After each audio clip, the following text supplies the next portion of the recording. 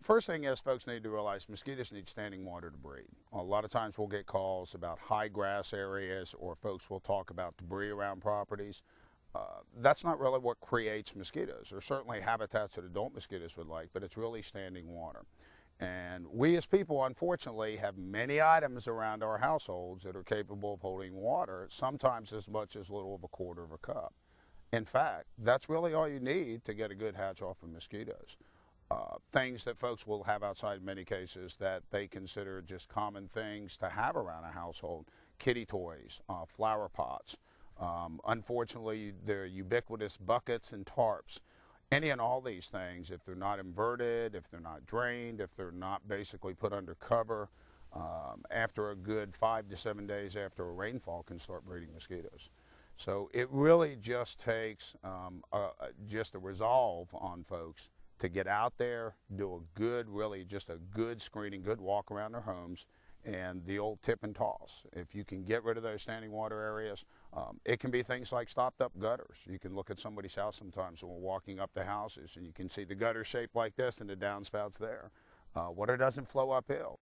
A lot of times people have a perception that there's going to be a lot of standing water, or there will be multiple containers, and not to realize that something that may hold as little as a quarter or a half a cup of water, just like a Cool Whip bowl that kids will use to play, that somebody may have just set out because they were using it for something else with a plant, just set it out on a porch or on a deck table, whatever, don't realize it's sitting out there. Same thing, and sitting out there, and if it's out there for more than 7 to 10 days, it can be a great source for breeding mosquitoes.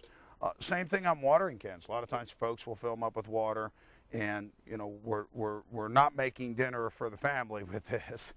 But they'll leave it sitting out there and they'll have water out there, and then over a period of time may go on vacation for a week and don't realize that leaving that water there for 7 to 10 days, it's an ideal environment where basically female mosquitoes will lay their eggs in.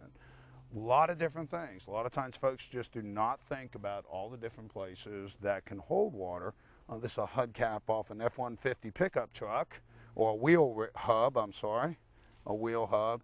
Any amount of water. Kitty toys, buckets, you know, these are not things that we think about bringing in when the kids are through playing. Well, in fact, we probably should think about those things. Sandbox covers. There's really a whole new technology and a whole new design world to toys out there, including things like sandbox covers.